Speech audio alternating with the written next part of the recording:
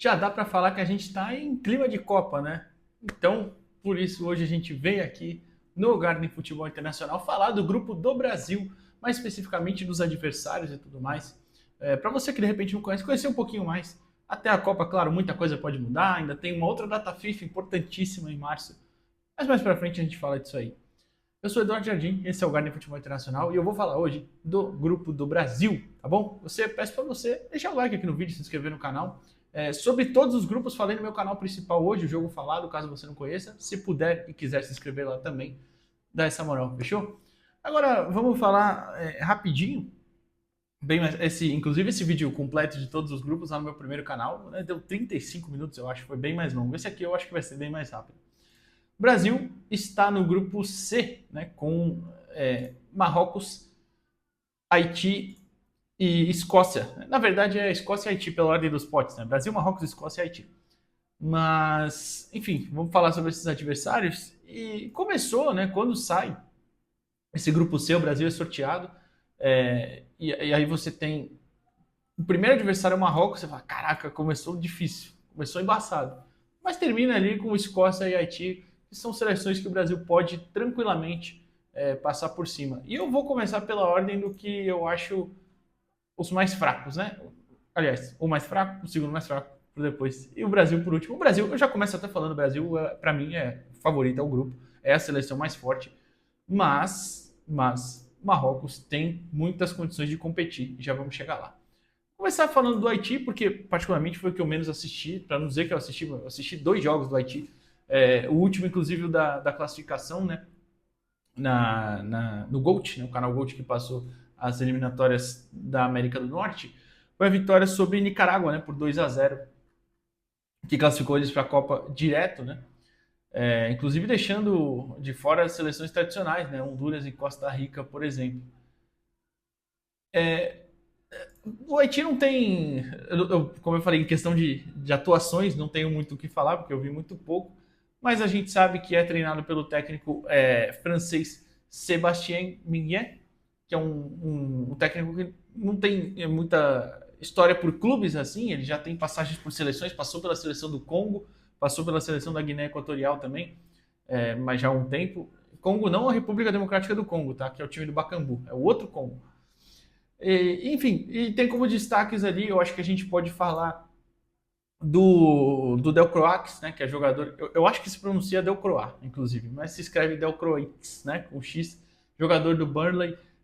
Ele nem atua para falar com frequência no Burnley, né? Ele era jogador do Swansea, estava emprestado, né, no Swansea, tá no Burnley agora. O Burnley compra ele em 2023 do Anderlecht. Tem atuado com mais frequência agora na seleção, é defensor e tal, mas acho que assim, dos mais que jogam uma liga um pouquinho mais conhecida, né? Porque é bom até pontuar, tem 2, né? Esse é o Delcroix que eu tô falando, que é do Burnley, é o Hans Delcroix. Tem ainda o Duke Delcroix também, que é jogador do Colorado Springs, dos Estados Unidos, que é da USL Championship, né? Não é nem MLS. Mas enfim, é um time realmente desconhecido, muito desconhecido mesmo para quem acompanha muito futebol.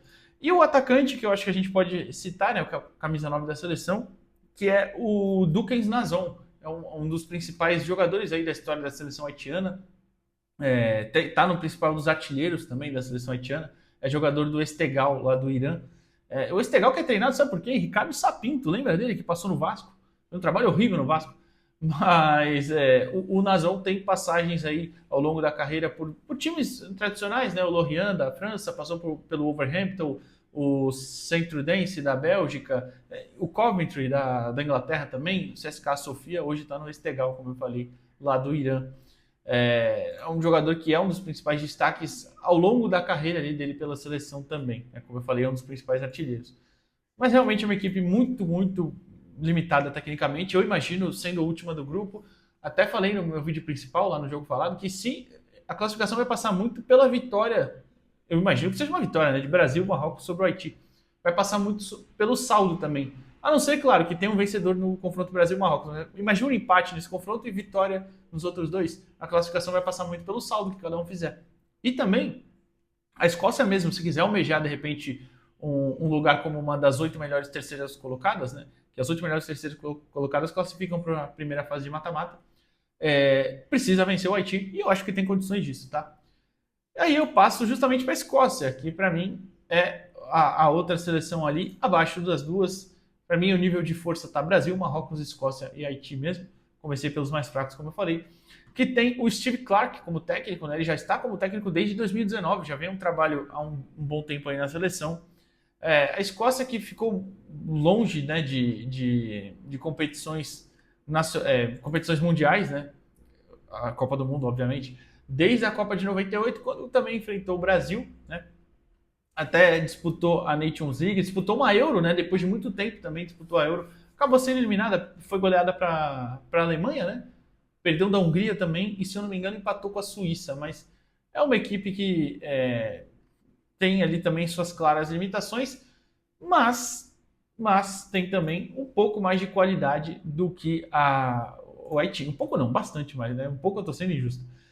Tem bons jogadores, McTominay vem de uma grande temporada, a melhor da carreira dele pelo Napoli, inclusive eleito o melhor jogador da Série A Team.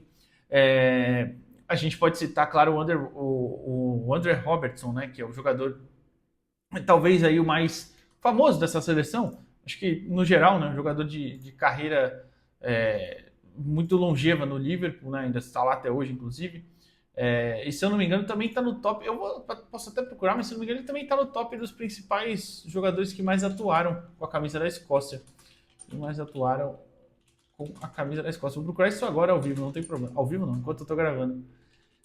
Mas enfim, um jogador que já não está no seu auge também, tá bem verdade. No Liverpool estava oscilando entre altos e baixos já desde da temporada passada mesmo. Mas, claro, ainda tecnicamente, dentro dessa seleção, é um dos que mais pode entregar, com certeza. Não achei a lista dos maiores jogadores que mais atuaram, que incrível. Tem aquelas respostas de IA, assim, a primeira do Google, diz que ele tá na lista, mas vai saber, eu não confio muito nessas primeiras assim. Mas tá bom, deixa pra lá. Deve ser um dos mais importantes.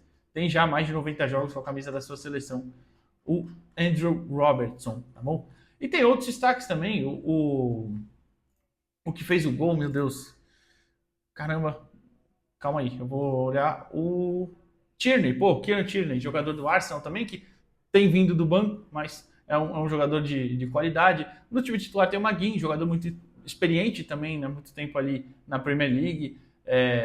Quem você pode pensar mais também, que já não está mais no seu grande nível, né, que chegou a ter um bom nível, especialmente atuando em Premier League também, que é o Che Adams, atacante do Torino, hoje ele está no Torino.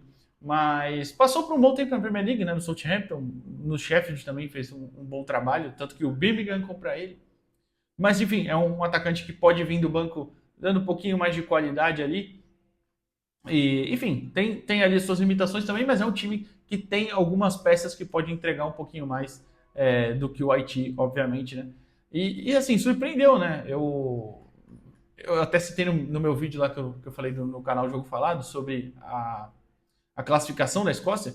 Foi na última rodada, né? Foi aquele jogo que o McTominay faz um gol de bicicleta, tem um gol no meio de campo, e eles passam a Dinamarca, né? O grupo era até equilibrado, porque você tinha acabou a Escócia em primeiro com 13, a Dinamarca em segundo com 11, a Grécia em terceiro com 7, e a Bielorrússia realmente a pior equipe de longe com 2 pontos só. Mas a Grécia também é uma seleção um pouquinho abaixo das duas, claro, especialmente em questão de jogadores que atuam em níveis mais importantes, mas era uma equipe competitiva. Então teve muito essa disputa ali, a Escócia acabou passando com 4 vitórias, um empate e uma derrota, uma boa campanha que acabou classificando para essa Copa direto, né? Um grupo injusto, entre aspas, né? Claro que não é injusto, mas vai brigar, claro, pela classificação ali como uma das 8 melhores terceiras colocadas, né? Não vejo muito além disso para a Escócia poder sonhar. E a gente chega no Marrocos, treinado ainda pelo seu técnico da última Copa, o Walid Regragui. Até se você abrir os aplicativos da vida, o SofaScore da vida, por exemplo, vai aparecer outro técnico, mas é porque o Marrocos está disputando a Copa Árabe. Só que a Copa Árabe não é com a seleção principal, tá? Tem até algum outro jogador ali que faz parte do elenco principal, mas no geral os craques da equipe não estão, né? Então você pode estranhar, mas não estranhe, tá? É uma seleção que é alternativa que está disputando, mas Marrocos é comandado pelo Walid Regragui, que vale lembrar também, ele chegou a assumir um pouco antes da última Copa, não fez o ciclo inteiro e tal, e deu muito certo, né? Uma melhor campanha na história de uma seleção africana, chegando até a semifinal, fazendo um jogo duríssimo com a França na semifinal, e vem para buscar esse primeiro lugar do grupo aí, certamente disputando com o Brasil. Vem numa sequência, inclusive, invicta muito grande. A última derrota foi para o Quênia na Copa Africana de Nações. Se você contar só, por exemplo, as eliminatórias, eles nem perderam, né? Nas eliminatórias eles fizeram uma campanha perfeita. Quer dizer, eu vou até passar aqui, foram 6 vitórias, foi um grupo que tinha só 4 times, porque eu não lembro qual foi a seleção que desistiu. Não, calma aí, não foi só desses 4 times não, peraí. Eu abri na tabela aqui errado. Aqui, isso. Tinha 5 times, não tinha 6, mas foi do grupo que desistiu alguém, eu não lembro qual foi a seleção, eu já falei bastante aqui, mas não lembro. Mas eles fizeram uma campanha perfeita, com 8 vitórias, nenhum empate, nenhuma derrota, 22 gols marcados, 2 sofridos. E é até um cenário diferente, porque Marrocos, principalmente nesse grupo, o grupo de Marrocos nas eliminatórias era Níger, Tanzânia, Zâmbia e República do Congo. Então, é um cenário em que Marrocos é favorito, é um cenário em que Marrocos enfrenta defesas muito fechadas, mas que defesas que às vezes não tem tanta qualidade técnica para parar o ataque da seleção marroquina, que é muito qualificada. A gente pode falar aqui dos destaques óbvios, Hakimi, Amrabat também, o Brahim Dias, que surgiu aí como uma alternativa, mas também é uma seleção que vem surgindo alguns jovens, como, por exemplo, o Elkanous, né, jogador do Bilal Elkanous, jogador do Stuttgart, que surgiu aí para a seleção já mais recente, né, um jovem de 22 anos, mas é um jogador de muita capacidade de criação, um tato com a bola no pé muito, muito bom. Tem o Mazraoui, que sempre um cara experiente ali, dando essa sustentação defensiva. O Ounahi, que, pô, eu até depois da última Copa esperava um salto maior na carreira dele, ele acabou não dando esse salto. Ele vai pro Olympique, né, pós-Copa, passa pelo Panathinaikos por empréstimo, o Girona compra ele agora. Ele tem atuado bastante no Girona, é um jogador também de muita capacidade de criação, meio campista que faz muito bem essa função de atacar e também de defender, um cara que consegue pressionar bastante os adversários e tem muito talento mesmo. Então é uma seleção que, além de, claro, o Bono, por exemplo, que é um grande goleiro, experientíssimo, é uma seleção que tem muita capacidade de competir realmente em alto nível. Claro que o Brasil é favorito em um confronto entre elas, o Brasil é favorito, obviamente. Mas não estranhe, né? Se o Brasil tiver muita dificuldade ou de repente nem conseguir jogar contra a seleção marroquina, que na última Copa até teve muito essa característica de se defender muito bem, de conseguir escapar em contra-ataques em velocidade. Era uma equipe muito forte também fisicamente, mesmo que tivesse muita qualidade, como tem. E mesmo assim segue tendo essa capacidade de jogar de formas diferentes. Como eu falei, no cenário africano, especialmente nesse grupo que caiu nas eliminatórias, era um cenário que precisava jogar, precisava propor jogo a todo momento. E, enfim. Então, citei os principais jogadores. Eu queria fazer um parênteses pro Ziyech, né? Porque o Ziyech era o principal jogador da geração. É o mais talentoso, acho que é fato, ainda é. Mas depois da Copa ele caiu muito de nível, né? Caiu muito de nível depois da Copa de 2022. Ele vai para a Copa já não estando num grande nível no Chelsea. Passa pelo Galatasaray, passa pelo Al Duhail. Agora ele voltou para o clube dele de infância, né? Que é o Wydad Casablanca. E pode ser que seja convocado e tudo mais, mas é um jogador que teve uma queda muito grande. Ele já não atua na seleção há um tempo até, desde setembro do ano passado. Eu tinha até visto não sei se era um boato, uma notícia, que ele ia disputar a Copa Árabe também para meio que ganhar espaço na seleção, mas eu acho que ele não acabou indo. Então fica esse parênteses, o jogador mais talentoso dele já não estava em grande nível e não segue atuando aí pela seleção, não vem atuando. A ver se ele vai ser convocado ou não, ainda um cara de 32 anos, mas que realmente depois, especialmente depois daquela Copa, teve muitos altos e baixos, bem mais baixos do que altos até, né? E para finalizar falando do Brasil, a nossa seleção que, para mim, segue um cronograma de preparação atrasado, em que o Ancelotti tem que resolver muita coisa em pouco tempo. Mas o que eu vi até agora, eu gostei, tem agradado. Eu acho que o Brasil teve boas movimentações de de convocações, de testes. Às vezes, em um momento ou outro, o Ancelotti poderia ter feito mais, é bem verdade. Vem de uma data FIFA boa, tá? O Brasil, na última data FIFA, bateu o Senegal por 2-0 e empatou com a Tunísia 1-1. O jogo da Tunísia poderia ter corrido melhor, mas é um time que realmente mais se defende do que qualquer coisa, é um time bem físico, é diferente de Senegal, por exemplo, que tenta jogar, põe a bola no pé, é um time muito mais técnico, é um confronto que até abre mais o jogo para o Brasil. Então, e na anterior, se lembrar, o Brasil enfrenta duas asiáticas, goleia a Coreia do Sul por 5-0 e perde para o Japão por 3-2, seleção japonesa que para mim é de longe a melhor asiática. Então, enfim, vem tendo um nível de enfrentamento legal, vem fazendo bons testes. A próxima data FIFA do Brasil é Croácia aí. É França, né? França e Croácia, não lembro. Caraca, vou até pesquisar aqui também ao vivo, data FIFA de março de 2026, Brasil. Se eu não me engano é isso, né? França e Croácia. É isso mesmo, França e Croácia. Então vai ter outros dois ótimos testes com uma equipe que para mim é a mais talentosa entre as seleções, que é a França, e a Croácia, que por mais que envelhecida, ainda é uma geração chata, bem difícil de se enfrentar. Mas de qualquer forma, o Brasil segue muito favorito. Acho que com o Ancelotti, com esse tempo, vai ter uma ideia melhor ainda do que ele tem como time. Ele tem o Estevão crescendo absurdamente, sendo decisivo cada vez mais no Chelsea. O Rafinha voltando muito bem de lesão, igual o Rafinha tá no Barcelona. O Vini e o Rodrigo, que são peças importantes, não estão no melhor momento, é bem verdade. O Xabi Alonso ainda não arrumou o time. E tem sempre, claro, a questão... Eu poderia passar pela zaga também, mas eu acho que a zaga é um ponto muito bem definido ali. Gabriel Magalhães, Éder Militão, Marquinhos. Para mim, a zaga titular, inclusive, seria Magalhães e Militão. Se passa Militão para lateral, aí eu entendo o Marquinhos entrar na zaga. Mas, de qualquer forma, ali tem ótimas peças para defesa. A lateral esquerda ainda tem ali algumas indefinições. A direita, eu acho que o Militão vai ser esse titular. Mas, enfim. E aí tem toda a questão do Neymar, né? Que eu poderia passar para finalizar, né? A questão do Neymar. Bom, na verdade, tem a questão da camisa 9 também, que eu já falo já. Mas a questão do Neymar, se vai levar ele ou não.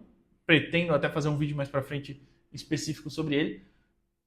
Acho que ele hoje não mostra como ter vaga como titular nesse time. Se você leva ele imaginando uma convocação para definir um jogo, uma coisa específica, pode ser. Mas não sei, é papo para outro dia. E a camisa 9? Eu acho que a gente tem bons camisas 9. O João Pedro pode fazer essa função, por mais que ele não seja um 9-9 mesmo. O Matheus Cunha também. O Richarlison é que eu vejo muito atrás. Eu vejo em um nível muito abaixo. Inclusive, ele não mostrou nessa temporada que poderia ser essa peça. Mas o Ancelotti confia nele, aparentemente. Então, a gente muito provavelmente vai ver ele na Copa. De qualquer forma, acho que o Brasil é favorito para passar nesse grupo em primeiro. Marrocos tem condição de atrapalhar, mas acho que o Brasil passa assim em primeiro. Claro, até lá tem muita coisa para acontecer, mas a gente tem uma boa margem de entendimento por aí já. O que você acha disso? Deixa o like aqui no vídeo, se inscreve no canal e até a próxima, pessoal. Valeu!